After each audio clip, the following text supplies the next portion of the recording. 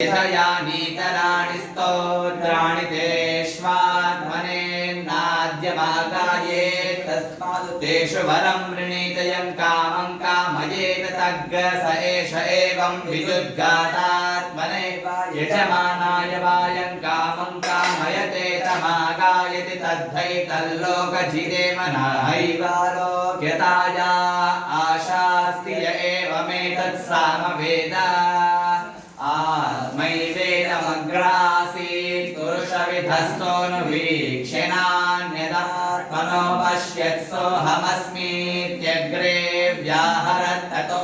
नामाभवत्तस्मादप्येतर्ह्यामन्त्रितो हवयवेद्येवाग्र उक्त्वाथान्यन्नाम प्रब्रूते यदस्य भवति स यत्पूर्वोऽस्मात् सर्वस्मात् सर्वान् पाप्मन औषध तस्मात् पुरुष ओषधि हवै सतयोऽस्मात् पूर्वो भूषति य एवं वेद।